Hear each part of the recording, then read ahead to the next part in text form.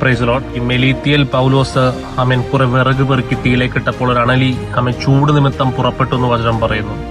പൗലോസ് തീയിട്ടപ്പോഴാണ് അണലി അവന്റെ കൈക്ക് പറ്റിയത്. അവന്റെ കൈ കൊണ്ട് ഒത്തിരി പേരെ സൗഖ്യമാക്കി, ഒത്തിരി പേരെ അഭിഷേകം പകർന്നു കൊടുത്തു, ഒത്തിരി പരിശുദ്ധാത്മാവിനെ ആ കൈവെപ്പ് മൂലം ഒത്തിരി പേർക്ക് ലഭിച്ചു. ആ കൈമേൽ തന്നെയാണ് അണലി ചുറ്റിയത്.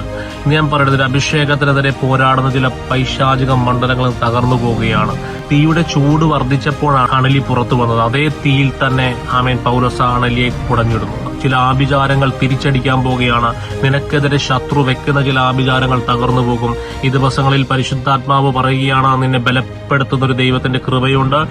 ദുഷ്ടന്റെ ആശ നശിച്ചു പോകും. അഭിഷേകമുണ്ടോ?